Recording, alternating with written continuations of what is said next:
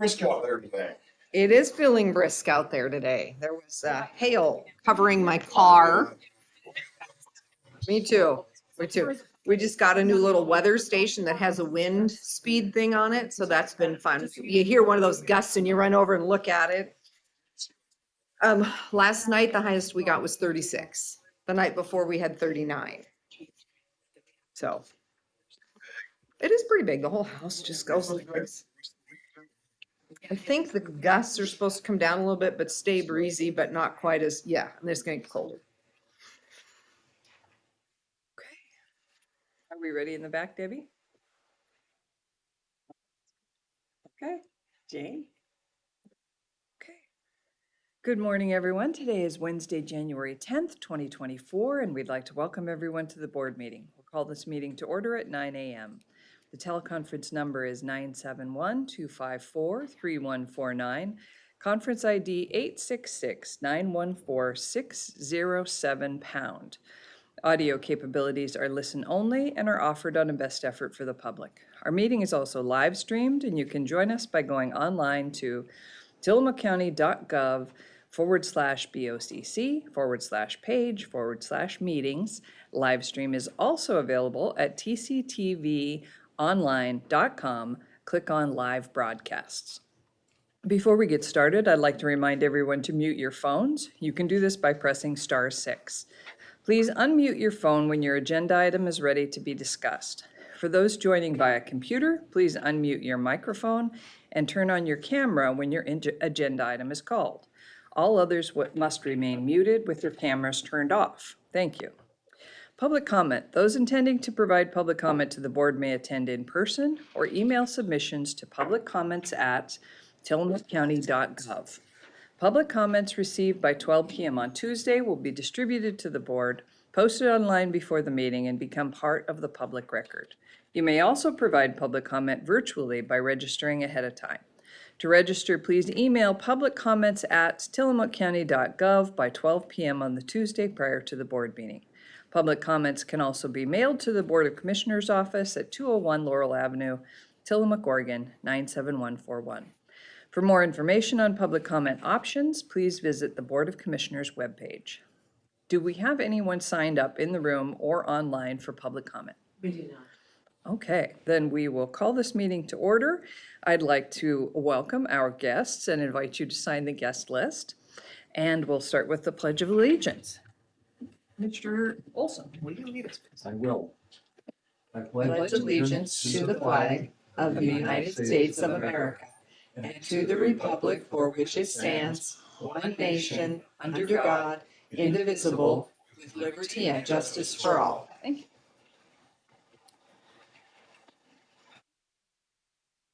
We don't have any non-agenda items today. However, item 8 on our agenda has been postponed.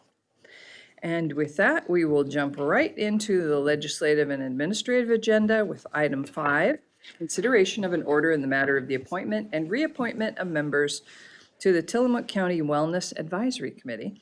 With us, we have Michelle Yank, Director of Community Wellbeing from Adventist Health Tillamook. Good morning. Good morning, Commissioners. Thank you all very much for having us today to present. We've got a short slide presentation. It's got a lot of words on it, but we really want to take a moment to acknowledge the folks that are serving on the advisory committee. But first, I want to thank you all for your ongoing support for the Tillamook County Wellness Initiative. For people who may not remember what it is or may not really fully yet understand what it is, Tillamook County Wellness is a grassroots population health improvement initiative. It is overseen by Tillamook County Public Health. It is a program of theirs, but through a memorandum of agreement between the Tillamook County Community Health Centers, Adventist Health Tillamook, and the Oregon Health and Sciences University, OHSU. We have a core operations team that leads the strategic visioning and operations of the initiative. The advisory body is stacked with local leaders and stakeholders from all sectors, and they provide the guidance and expertise, the accountability, advocacy that's needed for moving collective work forward that can be pretty complex. And the work that we're doing falls under a process that we're obligated to do as healthcare partners in the United States, in Oregon, and in Tillamook County, to conduct triennial health needs assessments where we collect data that informs where the priority health concerns exist. And through the advisory committee, we identify through a criteria-based process where we will have the best return on investment for prioritizing work that either is already happening or work that we can stand up and help to make a difference, make a measurable impact on those health needs. So for the current cycle, those health priorities include access to health care and, by extension, prevention of chronic disease, housing, and economic stability, which also is including access to childcare and housing, of course. So big areas of concern, and we appreciate the oversight that you provide to the advisory committee as county governance. It gives us a lot of leverage, honestly, when it comes to opportunities for grant writing, to have this structure the way it is. So thank you for continuing to support us in that way. I have the control, yes. I have the power. Maybe I don't. What do I need to do differently? Maybe it's going the wrong I don't direction. think it's on a slideshow. There we go. Thank you. So the folks that are, I want to thank those that are outgoing from, which there are very few, and it's primarily because they have changed roles or, excuse me. Eventually we'll get there. Thank you. All right. So thank you to Commissioner Bell, who continues to serve as our liaison.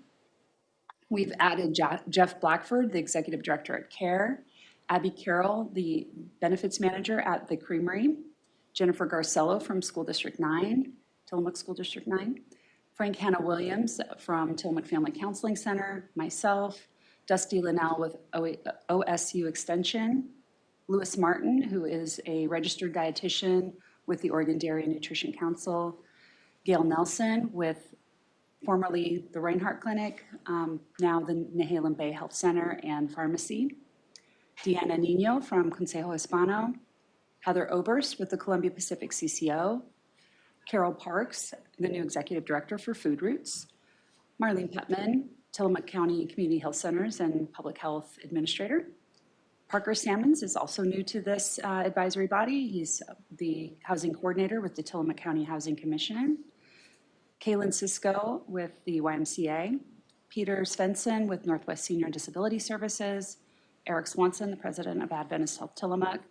Laura Swanson, Editor for Tillamook County Pioneer. Mari Taché with OHSU. Ross Tomlin with Tillamook Bay Community College. And Kayla Warner with OHSU. So we had a meeting last week with those individuals and welcomed them officially as our new advisory committee. And they will be working on many of those projects that I mentioned. We also have, I won't go through this list, but we have several ex officio members that we are very grateful to have their expertise in certain areas as it pertains to the work that we're focused on during our current CHNA cycle. We have several members of the Tillamook County Community Health Centers that serve as backbone staff that are also listed here, and we could not do this work without them and without the leadership and support of the Tillamook County Community Health Centers.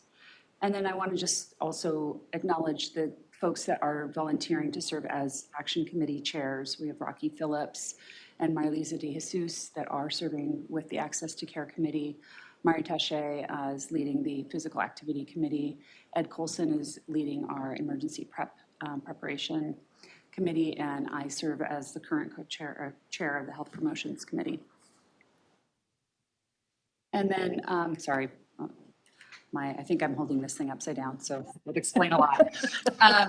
Anyway, the last slide I want to share is just this I won't go over it in detail, but this gives you an idea of the breadth and scope of work that is falling under the guidance of the advisory committee. It's significant.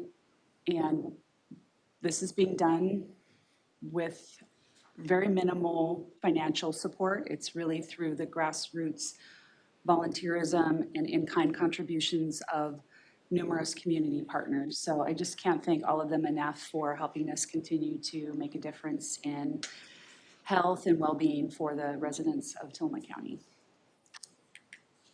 And if you have any questions, there's my contact information. Do you all have any questions or comments for me today? No questions. Thank you so much for your work on this. I know that this started out as a one-year initiative that has really just grown roots in our community in a most amazing way with your leadership, and I appreciate your leadership immensely. This, you can't turn at any corner, at least not it feels like in my world, without bumping into the work of the Wellness Committee. You have amassed an amazing team of people who are all very committed to this work, and I believe we've started to see some of the changes in our own community related to chronic disease based on some of the work that's been done with this group. Are there any, ahas that you could share with us that of change that's happened? Because I feel like there's been some. There are, it's not conclusive and directly correlated. We can't say that because we have done this work, this has happened, but the original and continued mission is to reduce the percentage of people at risk for developing chronic diseases, specifically type 2 diabetes, because that's something that we can measure. And when we started this process in 2016, when we launched the Year of Wellness, our county rate among adults for people diagnosed with type 2 diabetes was 12%. And as of 2023, the same source cites an 8% rate of diagnosis with type 2 diabetes. There's an asterisk with that because some of the data collection has and reporting measures have changed within that process. But I'll just say that our neighboring partnering counties in the region, Columbia and Clatsop County, were at respectively 9 and 10% when we were at 12, and they're both at 8% now also. So we've made some significant gains, and it is likely attributable to working collectively toward a common goal. Thank you for that. Yeah, and I think that's an amazing thing. I realize we can't say exactly this, but it's also hard not to notice that there is a change that's happening and a change for the better. I saw an analysis back when the Columbia Pacific CCO was really just getting started. And one of the analyses that they did was to say, what are some of the biggest healthcare costs that exist in Tillamook County? And related to diabetes were some of the greatest healthcare costs in Tillamook County. And they did a couple of examples where they looked and said, if we could just get 1 or 2% of the folks who are currently being treated for diabetes and have them not need that treatment, it's a significant financial impact to the healthcare system. So this is really important work. I think that sometimes when we look at wellness, we go, oh, good, yay, let's all take a walk and let's get outside and let's eat healthier. And there's a lot of pieces that go with it. And it's good because it's good for all of us, but it's good also really in a financial sense for our medical systems overall. So Yeah, again, yeah. I would add to that economically, we have a profound opportunity if we can make even the slightest difference in chronic disease rates. Yeah. As of my last research into the CDC's website, I believe that approximately 90%, 90 cents out of every $1 spent in healthcare is spent treating a preventable chronic illness. There's a lot of opportunity there to move money out of healthcare, treating preventable conditions and into other things that are health promoting. We could have universal childcare for that amount of money, right? We could have things that would help springboard people into health and well-being if we were able to optimize how the money is being invested and spent. And there is more to it than just individual effort. There is considerations of the built environment and policies and workplace-based policies and a lot of other things that play a role in this. And that is really the level and scope of what the approach that we take with Tillamook County Wellness, to look at it at every layer, from the individual to the family and into organizations and into the community at large and the built environment. Perfect. Thank you for that. And I think that's why this very broad and diverse group of advisory members is so important, because it allows you to take it to all of those places, because there's representation within this advisory group of those folks. So thanks to all of them. Their willingness to serve and continue to support this project is greatly appreciated. So thank you. Thank you. Oh, thank you, Commissioner Bell. I too support what has happened, and I recall when it started, and I believe, it's good to see you again, Michelle, as well. You and I were on the hospital board, I believe, when that started, and Commissioner Bartline, former commissioner, had a great deal to do with that and provided some energy and horsepower to get it done. And I think when you look at the roster of people who have stepped forward and made this happen, it's further evidence of what you can do in a small community if the people care enough and are willing to put their heads together and make it happen. So I support all this fully, and I think it's a great thing. And another reason why Tillamook County distinguishes itself among other counties and locations around the country even, is we can do a lot with a lot of people and not a relatively modest budget, and seem to pull it off time and again. So thank you for what you do, and let's keep it going. Thank you. Thank you. Thanks for being here with us today. It's really nice to have you in the room, and I appreciate your work very much. I echo my fellow commissioners' comments about the value of this work, and I would just add to that my sense that the work of this committee and your work, your leadership, is shifting the culture of our community, which is just essential. And you see it in small ways that are meaningful. You see it in people, in groups of people out walking. You know, Commissioner Scar mentioned walking. I see groups of people out walking, and people scheduling walking meetings, and people requesting standing desks, and people wanting the opportunity to practice Tai Chi and to practice self-care in ways that weren't common even 10 years ago.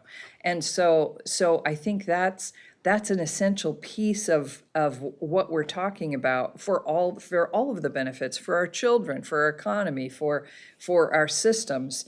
An essential piece of that is that we shift the way we think about holistic health. And so I see your work as being integral to that shift. I think you're driving a cultural change, which is huge. So thank you.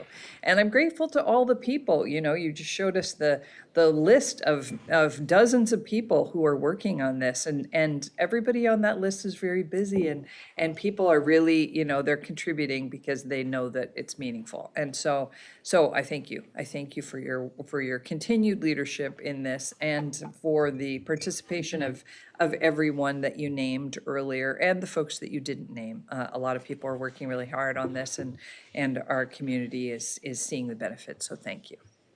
Thank you. Ready for a motion? We are. Okay. In consideration of Board Order Number 24-003 in the matter of the appointment and reappointment of members to the Tillamook County Wellness Advisory Committee, I would move approval. And I will second.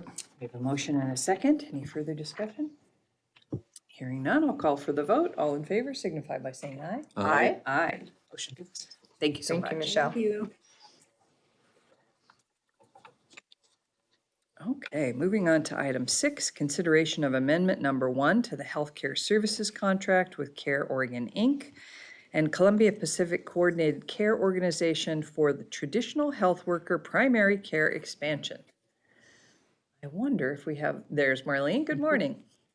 Good morning. And Michelle may have already left, but thanks for presenting for us, Michelle. Great job. Appreciate it. She's still here, she's smiling. She's waving. I think that actually this amendment is a good segue from the presentation overall about our Tillamook County wellness work. When you think about how access to care is one of the priority areas that we're focusing on as a community or a county to address barriers and to improve the healthcare experience for individuals. This contract with Columbia Pacific CCO relates to traditional health workers. Prior to Columbia Pacific identifying this as a priority, we as county members and as healthcare providers or just general people working in wellness identified the need for some additional one-on-one support to individuals, not just to the healthcare setting, but outside of the setting where the real work happens in individual and community wellness. So this agreement allows us to add to our former agreement where the health center is receiving funds for health workers to be out in the field, and we will be adding one more and working with the Stucca Valley School District to assist them in placing a traditional or community health worker in the school district offices to do outreach, to engage the community, and to interface between healthcare and non-traditional care providers, which may be community-based organizations, to address those social determinants of health, which are so impactful to overall health. So I really appreciate seeing the intersection between wellness and traditional healthcare toward a more holistic approach. I think you mentioned, Commissioner Bell, just looking at both the individual and community wellness. So here's an example for you in this proposed amendment, which adds additional $100,000 to our contract to then work with the Stucca Valley School District. That's for your consideration today. Thank you. Commissioners, comments? Thank you, Marlene. I think this is great. The community health worker, as you indicated, has been, I guess, in this community for quite a while. I remember when the first training was done about the community health workers, and we were all scratching our heads a little bit, trying to figure out exactly what that position meant and what it would be and what it would do. And they've turned out to be such a vital piece of our system. You know, interfacing with the medical system can be challenging for any of us to really feel comfortable going into a healthcare environment and asking all of our questions. And the traditional healthcare workers are people like us. They're people that have had just a little bit more training to understand more about the systems. But at the heart of it, it's really sort of a peer system for healthcare that says, you know, I know a little bit more and I'm here to help you manage and interface. And I think it's just been an amazing addition to our system. So I'm excited to hear that you have another traditional health worker coming on board. I think that will just, again, help people access services more effectively, which is to that point of having a healthier community. So thank you for that. Thank you. I really, Commissioner, have nothing to add to that. I think it's another positive thing that our health department does, and I have confidence and faith in our leadership in that department. They seem to do the right thing every time, so I will certainly support this request. Wonderful. I think it's great that we're adding a traditional healthcare worker to the Nestucca Valley School District. That's outstanding, really good news. So thank you. I think we're ready for a motion. Okay. Madam Chair, in consideration of Amendment Number 1 to the Healthcare Services Contract with Care Oregon, Inc. and Columbia Pacific Coordinated Care Organization for traditional health worker primary care expansion, I would move approval. Second? We have a motion and a second. Any further discussion? Hearing none, I'll call for the vote. Those in favor signify by saying aye. Aye. Aye. Aye. Motion passed. Thank you, Marlene. Thank you so much. Have a good day. You too. Okay, item 7 is consideration of modification number 4 to professional services agreement number 4810 with OTAC Inc. Design Services for 3 landslide/slump locations on East Creek Road, Hadley Road, and Old Wheeler Moeller Road. With us, we have Chris Leidy, Director of Public Works. Good morning, Chris. Good morning, Commissioners. So this is another one that's still based on the 2015-16 storm event that we had. All 3 of these projects were lumped together under one contract with OTAC. Old Wheeler Moeller Road project, that slide has been resolved. That's been taken care of and completed. Hadley Road, we're exploring alternative projects for that. Due to landowner issues.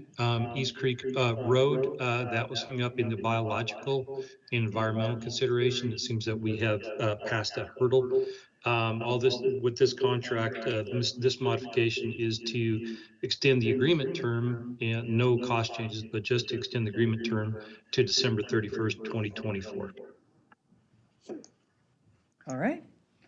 Commissioners, any comments, questions? Thank you, Chair Bell. I did attend the Roads Advisory Committee meeting Monday, and I guess I'm continually impressed with the depth of things that go on in this county and the responsibilities that fall on this gentleman as well as his staff. And the staff is relatively modest. I think there's 24 FTE or something in that range right now. And to look at how many miles of road we have and the issues and the various rivers and inlets and water, bodies of water and what they do and how they seem to hold it all together, sometimes only for 24 hours until it fails again, but they do what they need to do. And so what we're talking about here is pretty straightforward and really contractual, as I understand it. So I'm in full support, but I want to call out again, particularly this time of year, that the folks who work in that department for Tillamook County are doing their job. And they're, in my mind, they're nothing more than a first responder as we look at our other services of police, fire, medical, and the roads people should be right there with them. Thank you. Thank you, Commissioner. Yeah, agreed. This 2015 storm is the storm that will never go away. So I am hopeful that we are getting close to the end of the impacts of the storm and the damage that was caused so that we can put that one to bed, because I think with the current winter we're having, we're going to have another year that probably the damage, this will be another storm that will not go away. So if we could not have two storms that will not go away overlapping each other with the repairs for Public Works, that would be just an amazing opportunity for our staff to breathe. So I appreciate the expansion on this contract to get it completed, giving the time that's needed to complete these repairs. So Thank you. I agree with my colleagues that it is remarkable, the work that you accomplished, so thank you. And also that we're still dealing with 2015 storm damage. So I wonder if you have an estimate for when we will have wrapped up the 2015 storm. So part of that storm also included 3 bridges, and that is Crystal Creek Bridge, the one that blew out, and we are currently under a county emergency, of which we built in 10 days. That one is scheduled for construction to finalize that out this summer. Also tied that 2015. The 3 bridges are Crystal Creek, Dry Creek, and Dick Creek. All 3 of those projects managed by ODOT. Those are also 2015-16 events, and they will be complete this summer. The East Creek Slide, depending on the matching funds and the reimbursement from Federal Highway, now that we have a declared disaster, is the ability to afford the slide repairs on East Creek Road. So it was ideal. It was intended that we would do that this upcoming summer. I need the match money to build that. And we also have Kilch's House, which is also part of that 2015. That's the modifications to the parking lot at the fairgrounds. That's scheduled for this summer as well. So it is possible that all of our construction work associated with that storm event could be completed by this summer, although East Creek Slide is one that is of concern purely based on the ability to provide matching funds. Thank you very Thank much. you, TLT money that allows us the opportunity to help provide these matching funds. Thank you very much. Well, we have our marching orders. We'll be looking for matching funds. there you go. Okay, I think we're ready for an order. Okay. Motion. Madam Chair, in consideration of modification number 4 to professional services agreement number 4810 with OTAC Inc. Design Services for 3 landslide slump locations, East Creek Road, Hadley Road, and Old Wheeler Moeller Road projects, I would move approval. And I will second. We have a motion and a second. Any further discussion? Hearing none, I'll call for the vote. All in favor signify by saying aye. Aye. Aye. Motion passes. Thank you, Chris. And Madam Chair, I would just say, I would like to highlight an item that Chris brought up, which is we did receive the emergency declaration at the state level that was needed in order to access some of those additional funds. And we had been waiting, it had been working its way through the processes at the state level, and it has been issued. So I think a press release was put out, it was at the end of last week or first of this week. So. Thank you. I did see that. There were multiple counties in it, which was surprised me because I in the news, Tillamook County was featured heavily in the news for storm damage, but I didn't realize that there had been a lot of damage in other counties also. Appeared to be all along the coast that, Yeah. as is typical, unfortunately. Right. Okay, as I mentioned earlier, item 8 is postponed, so we'll move on to item 9, which is consideration of approval to ratify the tentative interlineated Oregon AFSCME Local 2734 collective bargaining agreement. And with us, we have Jody Wilson, Director of Human Resources. Good morning, Madam Chair, Commissioners. Good morning. We worked very hard the last 6 months with the AFSCME local, as well as a number of our management team, to address some ongoing concerns that we had with the AFSCME contract. One of them was to do a market study. That market study was commissioned by the Board of Commissioners, and it was a county-wide market study. That market study included 15 classifications that were considered 5% or greater off market. This contract did bring those positions closer to market. So if it was 8%, we brought it to 5. We couldn't bring it all the way up to 10 at the moment, but we did bring that back into market in relation to our compensation philosophy. These market adjustments are retroactive to July 1. AFSCME did have a letter of agreement to extend bargaining, and if there was anything as part of that bargaining, it was agreed that it would go retroactive back to July 1. The other key items of that bargaining contract was a 2% COLA effective January 1, 2024 for all staff, all AFSCME represented staff, and then another COLA effective 7/1 of 2024 of 3%. A couple of other key items in this particular contract is the Board of Commissioners has been working very diligently in addressing our unfunded liability in our pension program. And we were looking at how we look at total compensation for our staff. And when we're paying a very, very rich benefit, such as our current Tillamook County pension, it would be compared to Tier 1 and PERS if we were to look at those side by side. The proposal, and AFSCME has voted and agreed to ratify, is that new employees will go to the PERS system. So if we're comparing to our neighbors who are also PERS, the spend on that pension plan is similar. We spend quite a bit more money on our current pension plan, which is very rich. If employees are currently under that pension plan, they will not change. So that remains unchanged. The change is new hires would go to the PERS plan as of July 1 of 2024. PERS does have a different system where you must contribute. So there'll be a new pay plan that is created for that, for those new hires to look at that salary, and their salary will be grossed up for their required contribution. Those salary tables will be prepared after a few board briefings. We've got a couple of other work groups we need to talk about, but we'll bring those pay tables to the Board of Commissioners for review very shortly. The other key change on this is the health plan change. We've been looking at our health benefits for some time. We currently have a $500 deductible, and this goes back to that marketing spend. If you look at our peers, we have 12 peers across the state that we compare to. Our health plan is the most expensive of all of them.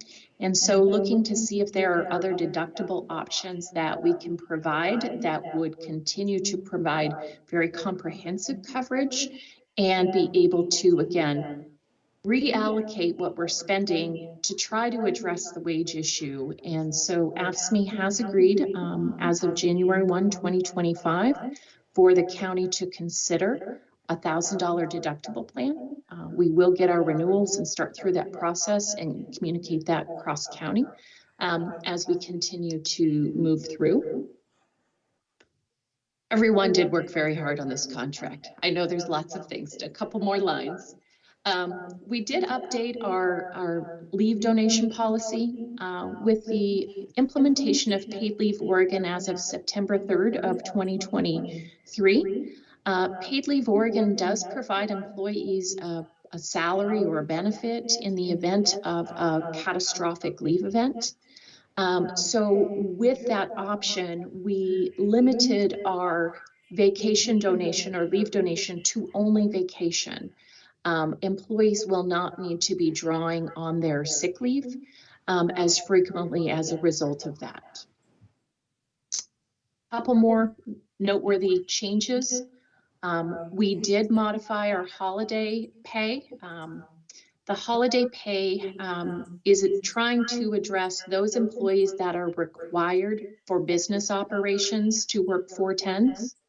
So if my department, Public Works is a great example, if my department is required to work 410s during the summer for paving, if there is a holiday and that's my scheduled day off, I'll receive a full 10 hours of holiday for that time. But if I worked in a different department and I was not required, but it was my preference, I'll continue to receive the status quo of the 8 hours of holiday or have an option to work 5/8 that week, so I wouldn't have to use vacation to make up the difference of my holiday pay.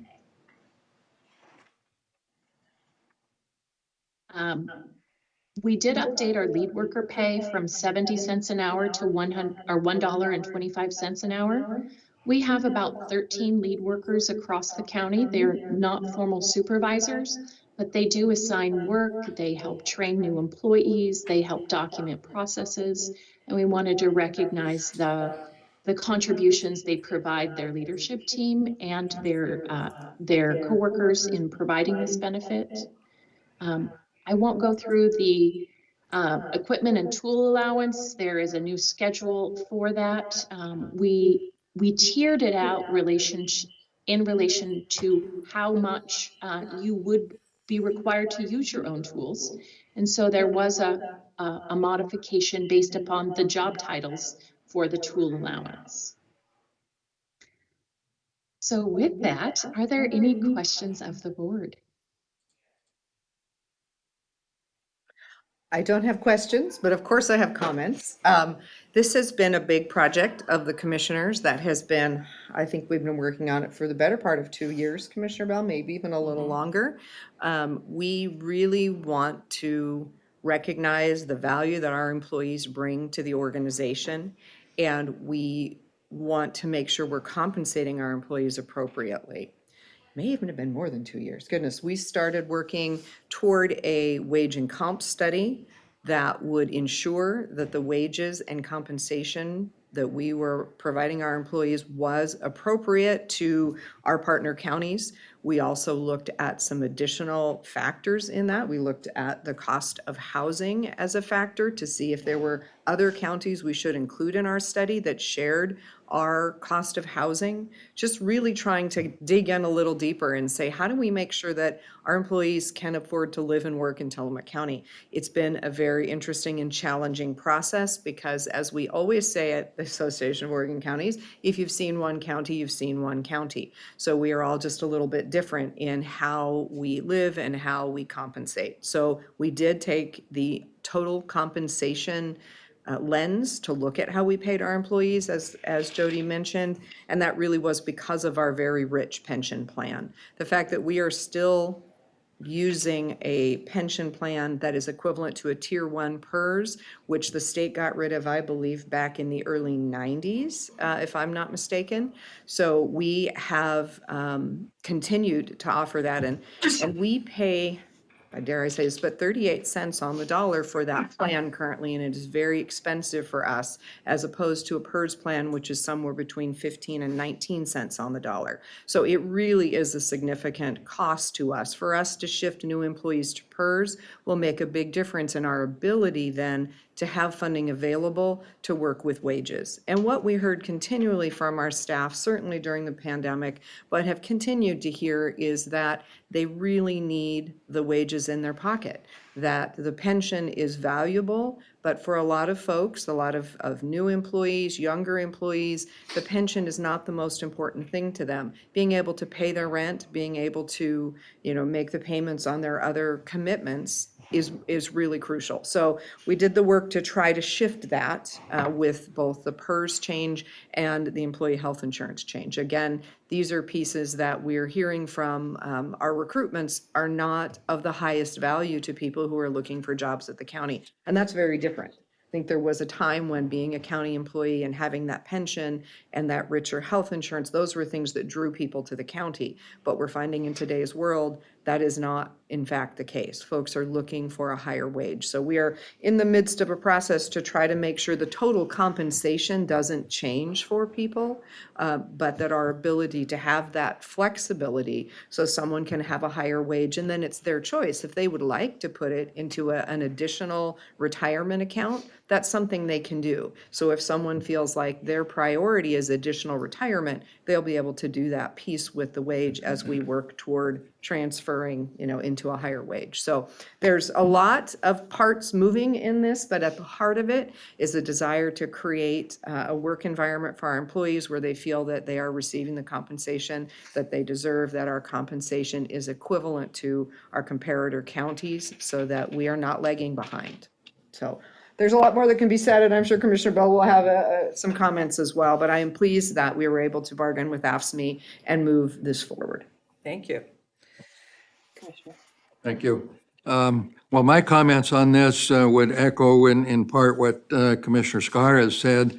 I came into this obviously much later than my two colleagues here because I was doing other things. But I was privileged to get into the executive sessions when we began discussing and the negotiations became towards the end and when they became serious and almost finalized. So I've been, excuse me, following this now for some months, and I would agree with what was said that it appears to be very fair and some necessary changes have come about.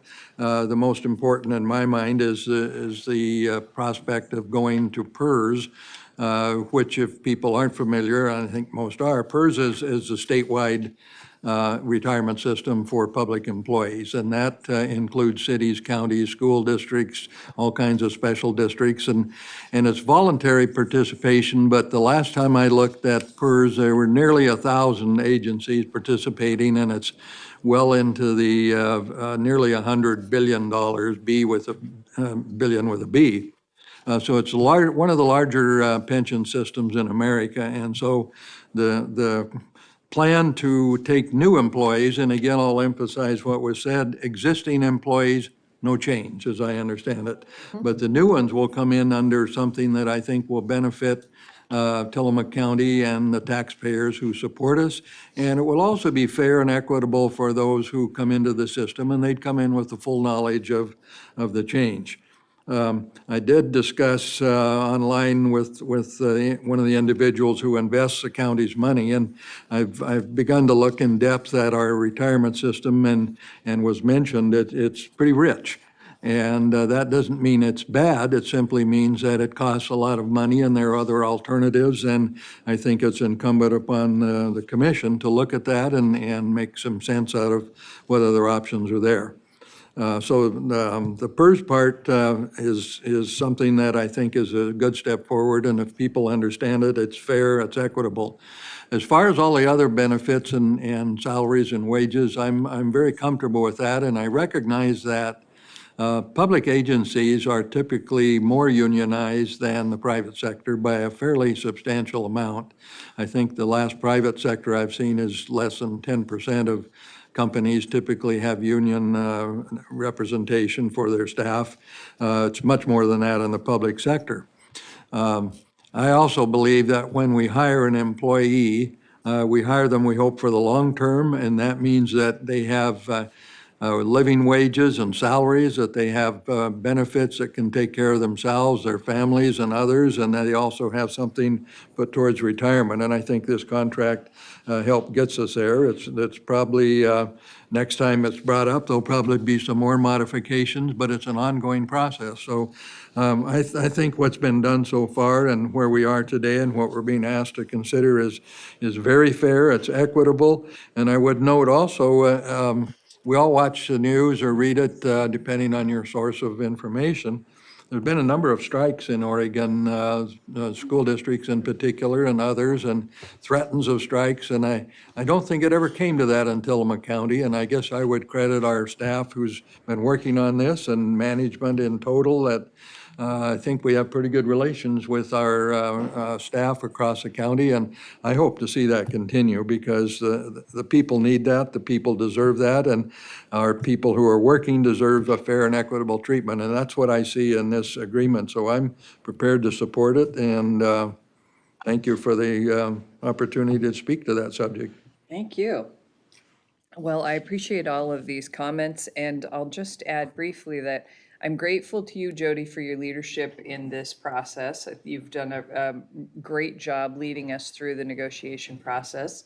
I'm thankful to the staff who've participated. We have employee representatives and leadership on the bargaining team, including Treasurer Sean Blanchard. So I'm thankful to everybody who's participated in this. And I was thinking as I've been listening to my colleagues talk about how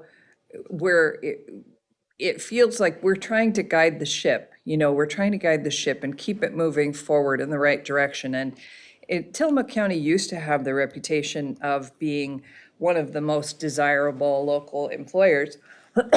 Excuse me. And I'm not sick.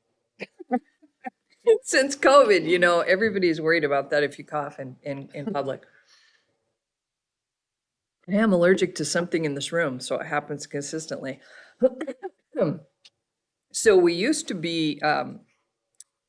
have the reputation of being one of the most desirable employers in the county, and that has ebbed over time, and in part because we can't really compete with the private sector in terms of wages paid to certain jobs. And that's, we want to be that. We want to be someplace that people want to work and that people feel great about. They're proud of.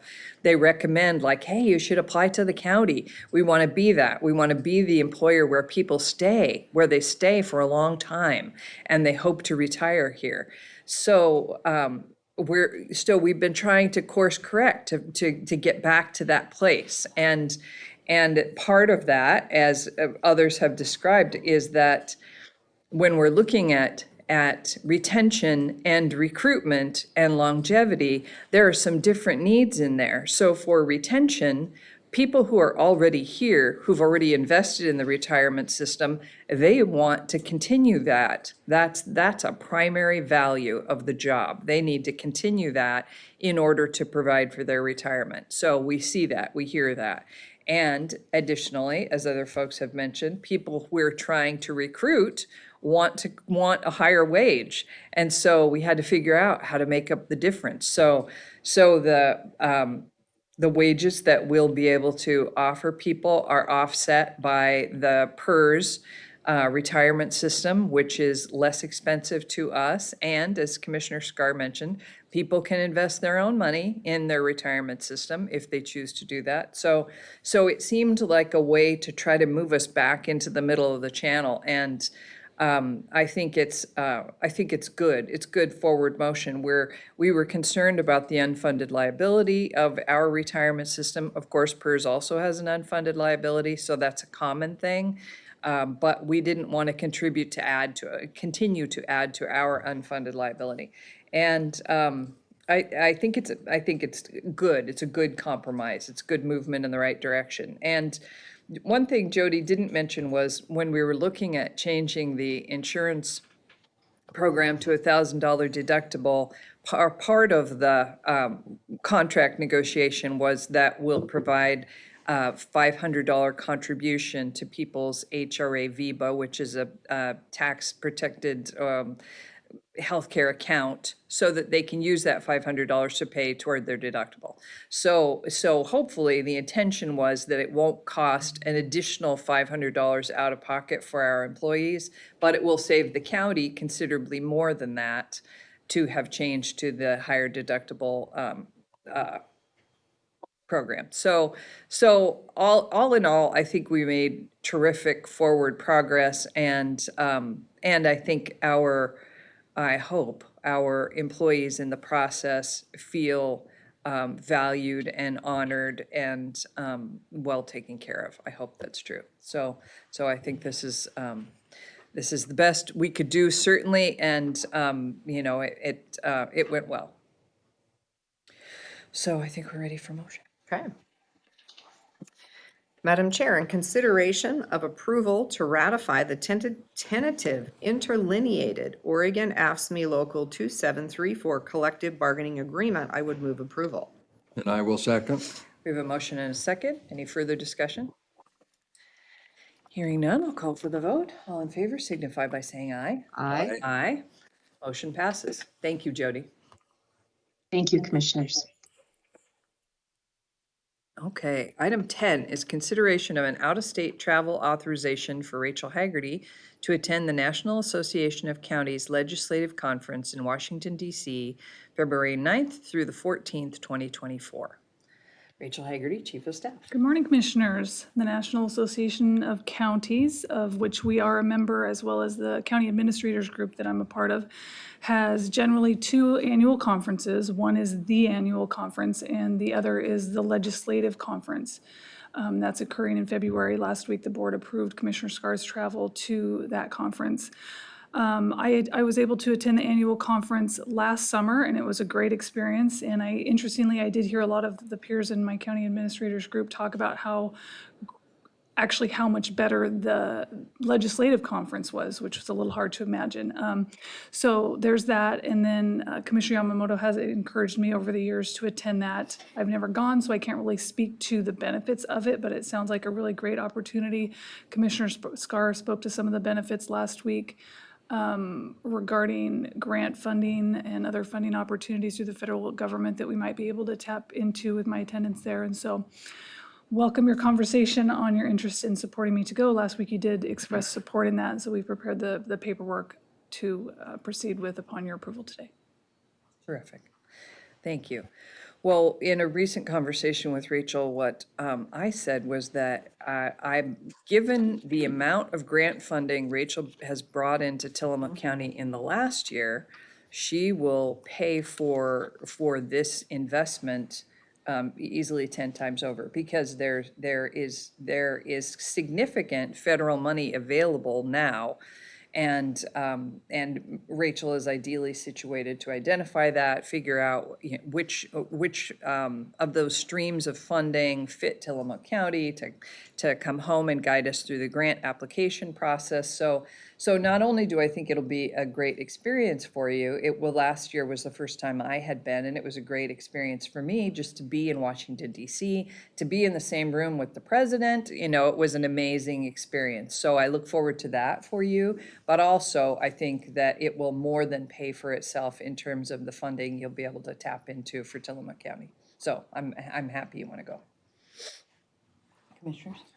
Thank you, Chair Bell. As I said last week when we considered Commissioner Scar's travel, I have long supported staff travel as long as it makes sense, and this certainly makes sense. And the reason is I've learned over the years that there is no substitute, regardless of our high-tech fittings that we have in this room and that we all have in our homes. There's no substitute for face-to-face and handshakes and having lunch with someone or walking down the hall even and letting people know, the people who make decisions or who recommend decisions to others, what our situation is. And I've been to Washington a number of times, and there is no substitute for that. Just going through the halls of Congress and seeing how America runs itself. It's a treat, but it's also a very practical application because you'll meet with staff. And I can tell you from experience, the staff makes a good many decisions that would appear to come from the elected officials, but they bubbled up from the bottom. And so if you establish a relationship with those people and let them know, in our case, what Tillamook County is up to, what we need, what we're short on, what can you do to help us, that counts for something. And it's not the squeaky wheel, but in a way it is. And so I very much support this, and if we all sat in this room 40 hours a week, I would guarantee you nobody know who we are, what's going on. So you really have to get out and go where the decisions are made and stand up for our citizens in Tillamook County. So I'm a clear yes on this one. Great, thank you. Yes, and I'm in support, and I spoke quite a bit last week about the importance of this conference. One other thing that I will say that really struck me last year when I went, we are a small county out here on the, Oregon coast, far, far away from Washington, D.C. But sitting in the room and listening to our federal representatives, our federal directors and deputy directors talk about the work of the federal government, and to realize and recognize how many times the work they were talking about was actually the work that we were doing. Because at the federal government, there really is a limited amount of work that they do. There are a lot of laws that are passed, a lot of funding that is provided that then filters down to the states and ultimately to the counties to actually provide the services. So from my perspective, it really changed for me the understanding of the importance of the relationship between Tillamook County, tiny little Tillamook County, and the federal government, because we are doing a ton of the work that they say is important and provide the ability and funding to do. So staying connected at a close level is exceptionally important. So I'm happy to have Rachel go and be a part of that. Terrific. I think we're ready for a motion. Okay, Madam Chair, in consideration of an out-of-state travel authorization for Rachel Haggerty to attend the National Association of Counties Legislative Conference in Washington, D.C., February 9th to February 14th, 2024, I would move approval. And I will second. We have a motion and a second. Any further discussion? Hearing none, I'll call for the vote. All in favor signify by saying aye. Aye. Aye. Motion passes. Okay, item 11 is consideration of modification number 2 to professional services agreement number 6374 with DLR Group Architecture and Planning, Inc. for the District Attorney's Office Remodel Design Project. Rachel. Last April, the board executed a contract with DLR to provide the engineering and planning services for the district attorney's office remodel. At that time, we didn't have the construction contract underway, so we didn't know the timeline of that. So this modification before you today is no amendment in cost. It just aligns the timeline. It extends the timeline out to the end of the construction contract, which is this June. We expect the construction work to be completed in April, but just tying up loose ends with invoices and things like that. We've just been modest in the timeline going out through June. So this is just aligning the engineering contract with the construction contract. It's ready for your consideration. Terrific, thank you. Commissioners, questions, comments? No, makes sense to me. Just housekeeping, and I would support it. Makes perfect sense. Agreed. So I think we're ready for a contract. Okay. Madam Chair, in consideration of modification number 2 to professional services agreement number 6374 with DLR Group Architecture and Planning, Inc. for the District Attorney's Office Remodel Design Project, I move approval. Second. We have a motion and a second. Any further discussion? Hearing none, I'll call for the vote. All in favor signify by saying aye. Aye. Aye. Motion passes. All right. Commissioners, do we have board concerns? No, thank you, Chair. Nothing for me at this time. I know we have an executive session and a work session later today. I'll bring up some matters there, but nothing today for this. Thank you. Terrific. Thank you. Nothing for me, thank you. Okay. I will read the announcements. The Commissioners will hold a board briefing on Wednesday, January 10th, 2024 at 2 p.m. to discuss weekly Commissioner updates. The meeting will be held in the Board of Commissioners Meeting Room 106 in the Tillamook County Courthouse, 201 Laurel Avenue, Tillamook, Oregon. You can join us by going online to tillamookcounty.gov/BOCC/page/meetings-agendas-minutes. We're going to have to change this script because no one will ever remember that. But you can find that link online on our website. The teleconference number is 971-254-3149, conference ID 866-914-607#. Martin Luther King Jr. Day is an observed holiday for the county and the Oregon State Circuit Court. All county offices in the Tillamook County Courthouse and the Tillamook County Library, administrative offices in the Jail and Justice Facility, Public Works Department, Department of Community Development, Surveyor's Office, and the Health and Human Services Department and clinics and State Circuit Court will be closed Monday, January 15th, 2024. The Commissioners will hold a continuation of a public hearing concerning the dissolving of the Beaver Water District on January 17th, 2024 at 10 a.m. The public hearing will be held in the Board of Commissioners Meeting Room 106 in the Tillamook County Courthouse, 201 Laurel Avenue, Tillamook, Oregon. You can join us online. You can find the link online on our website. The teleconference number is 971-254-3149. Conference ID 866-914-607#. And again, I will mention that for that January 17th public hearing concerning the dissolving of Beaver Water District, our hope and intention in that hearing is to not dissolve the Beaver Water District. So if you're hearing this for the first time and you're thinking, why on earth do they want to dissolve the Beaver Water District? We don't. So we're hopeful that in this hearing, we will discover that indeed the Beaver Water District is moving forward and does not need to be dissolved. And I believe we're going into executive session. We are, Commissioner Bell, under ORS 192-6602E. Thank you.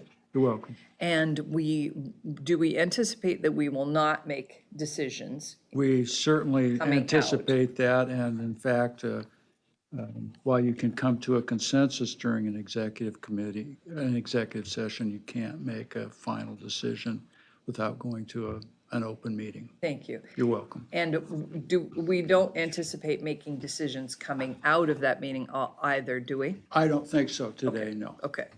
So with that, we will adjourn this meeting at, Are we recessing are or we adjourning? recessing the meeting at 10:01 a.m.